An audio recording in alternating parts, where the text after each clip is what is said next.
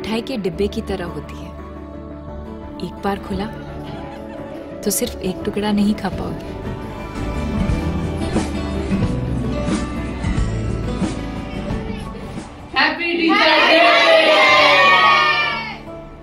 Good morning everyone, welcome back to the channel guys, welcome back to our new blog. অনেক দিন পরে তোমাদের সাথে একটা ব্লগ নিয়ে আবারও চলে এলাম সাক্ষাৎ করতে। এটা আজকে বলার কথাই নয়, কারণ অনেক তাড়াতাড়ি চলে এসেছি তোমাদের সাথে আবারও সাক্ষাৎ করতে একটা নতুন ব্লগ নিয়ে। তো আজকে তো 5 সেপ্টেম্বর, টাইটেল অ্যান্ড থাম্বনেল দেখে আশা করি বুঝতে পেরে গেছো যে আজকে ব্লগটা আমরা কী নিয়ে করতে চলেছি। বাট 5 সেপ্টেম্বরে টিচার্স ডে সেলিব্রেট করছি, তার মানে এটা ভেবো না যে আমরা এখনও পড়াশোনা করি, না, পড়াশোনার পার্ট আমাদের চুকে গেছে। বাট আজকে আমরা সেলিব্রেট করতে যাব পুরোনো স্যারের কাছে, মানে আমরা যেখানে পড়তাম সেখানে টিচার্স ডে সেলিব্রেট করতে। আসলে এটা আমরা প্রতি বছরই করি। পড়াশোনা থেকে যোগাযোগটা বিচ্ছিন্ন বটে, তবে পুরোনো মাস্টারমশাইয়ের সাথে যোগাযোগটা এখনও বিচ্ছিন্ন হয়ে ওঠে। তো ব্যাকগ্রাউন্ড দেখে বুঝতে পারছো আশা করি যে আমি বাড়িতে নেই। হ্যাঁ, আমি আছি অফিসে, বাট এখানে থেকে তো আর ব্লগটাকে কন্টিনিউ করতে পারবো না। এখান থেকে বেরোনোর আজকে তাড়াতাড়ি প্ল্যান আছে, আমি পারমিশনও পেয়ে গেছি। তো এখান থেকে বেরিয়ে আবার তোমাদের সাথে দেখা। অফিস থেকে এসে চলে এসেছি ট্রেন ধরতে, তো ট্রেনে উঠবো, বারুইপুরে নেমে দেখা হচ্ছে। অফিস থেকে বেরিয়ে চলে এসেছি বারুইপুরে। তো এখন অপেক্ষা করছি দ্বীপের জন্য। তো দ্বীপ এলে তারপরে আমরা কেক কিনতে যাব, কেকটা নিয়ে তারপরে মিষ্টি কিনে তারপরে যাবো বাড়ি। দ্বীপের অপেক্ষা করি, দ্বীপ আসুক। বললাম গোলামবাড়িটা পেলে, আমি যখন ফোন করি কোথায় ছিলি? গোলামবাড়ি ক্রস করছিলাম, কাকুর সাথেও দেখা হলো। আমি যখন ফোন করেছি তখন তুই গোলামবাড়ি, তার মানে সাইকেল চালাচ্ছিলিস তুই? না, ট্যাঙ্ক দিয়ে দিয়েছিলাম, বারবার ট্যাঙ্ক না দিয়ে তো আসে 20 মিনিট লেট। তুই খিদেতে আমার মাথাটা একদম গরম হয়ে আছে বলে। তো আমি কি করব? তো তাড়াতাড়ি আসার কথা। চলে এসেছি তো, তাড়াতাড়ি চলে এসেছি। চলো তো এখন উঠে পড়ি, উঠে পড়ে কেকটা নিয়ে না, কেকটা নিতে গিয়েই তোমাদের সাথে দেখা হচ্ছে। ফোনে ছিল বলে দাঁড়িয়ে গেছিলাম, তো যাচ্ছি কেকের দোকানের উদ্দেশ্যে। দেখি কোথা থেকে কেক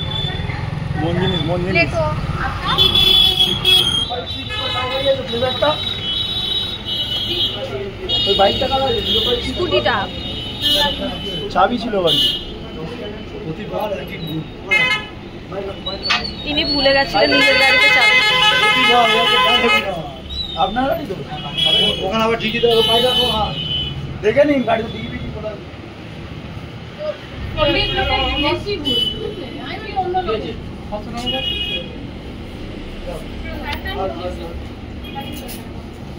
শক্ত থেকে মাঝে মাঝে পড়ে থাকেন, সেই একটাও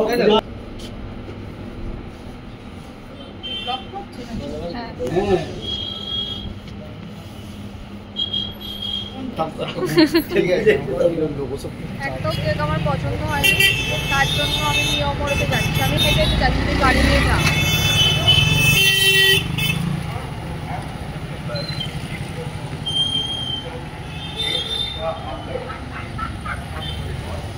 এই যে চলে এসছি নিয়মরে।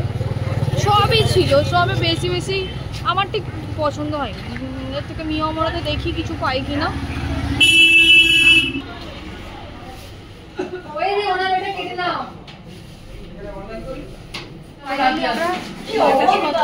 ফাইনালি সব কিছু দেখে শুনলে একটা বাটারস্কচ নেওয়া হয়েছে। 30 জনের হবে কিনা বলতে পারছি না। 30 জনের হয়ে যাবে তো? পেমেন্ট করে একটা ভিডিও কি দেখছিস?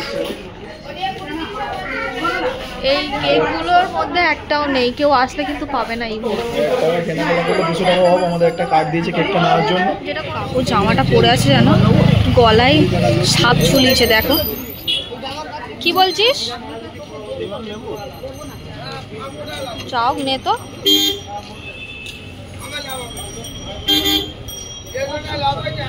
চলে এসছি স্মার্ট বাজারে কোল্ড ড্রিঙ্কস নিতে। কোল্ড ড্রিঙ্কসটা নেবো, কেকের দোকানেই রেখে এসেছি, সেটা তুলবো, তুলে যাবো বাড়ি। 3টে কোল্ড ড্রিঙ্কস নিয়েছি, তার জন্য ব্যাগ দেখা কত বড়, কারণ ছোট ব্যাগে ছিঁড়ে যাচ্ছিল। এটাকে নিয়ে যাবি কোথায়?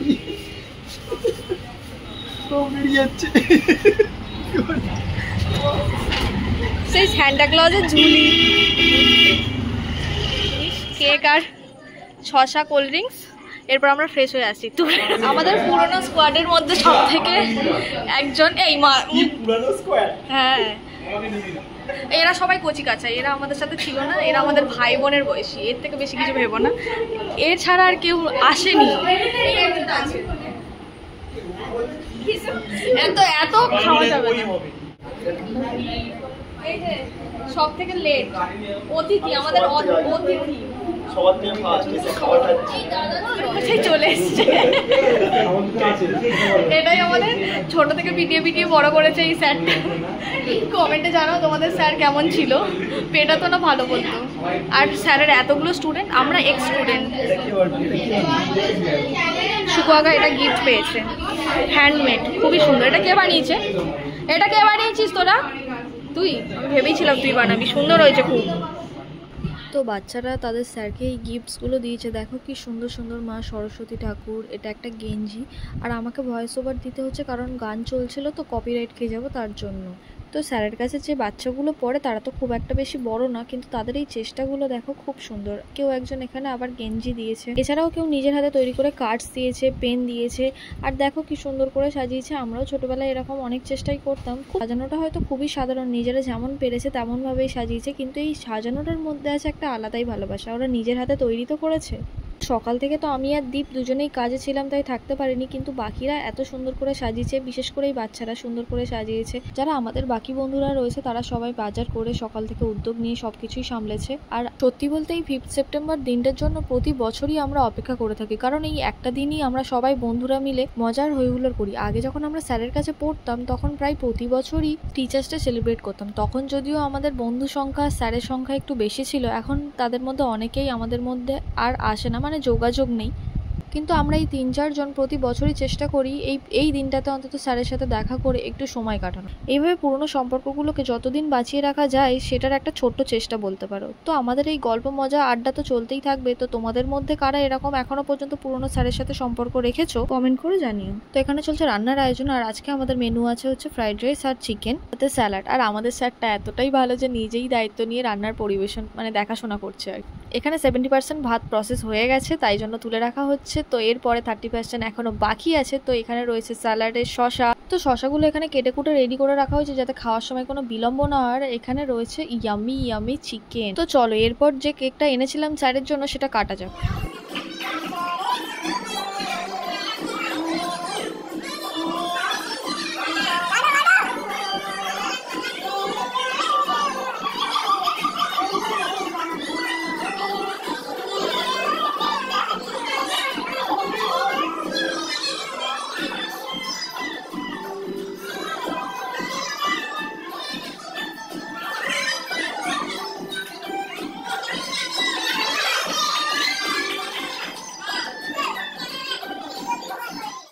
ফ্রাইড রাইস আমাদের রেডি হয়ে গেছে। তো এখানে আনা হয়েছে, এরপর সব বাচ্চারা খেতে বসবে। তো বাচ্চাদেরকে আগে খাইয়ে দেওয়া হবে, তার কারণ ওদের বাড়ি যাওয়ার আছে তো তার জন্য। আর এখানে এর মুখ দেখাচ্ছে কারণ মুখে কেক ভর্তি করে দিয়েছিল, সেটা ফ্রেশ হয়ে এসেছে। প্রীতমকে মা খাবে কে?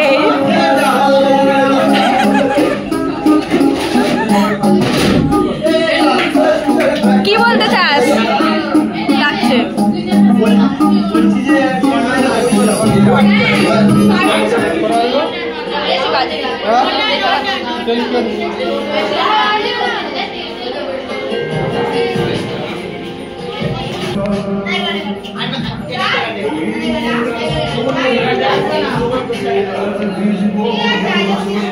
ওখানে বাচ্চারা খাচ্ছে তো তাই জন্য এসে আমরা এখানে বসে। এই ঘরটাতে আমরা পড়তাম, ওই ঘরটা তো কাকা নতুন করেছে। তো এই যে ঘরটাতে পড়তাম ওই কোণটাতে বসতাম আমি, এখানে বসতো দীপ, আর এখানে একটা বন্ধু বসতো, আর বাকি সবাই বসতো মোটামুটি। আর এখানে বসতো এই যে ইনি। একবারও বললো না, নির্লজ্জের মতো। আমাদের ফার্স্ট ব্যাচ বসে পড়েছে। ফার্স্ট ব্যাচের সব থেকে বড় স্টুডেন্ট বসে পড়েছে, কারণ ওকে বাড়ি যেতে হবে। তো খাওয়ার সময় তা বলে খাওয়ার পরে হলেই হতো, নাচতে নাচতে খাওয়া আর হজম করে সবাই বসে পড়েছে। আর এই যে আমাদের সার্ভ করছে সে দাদা।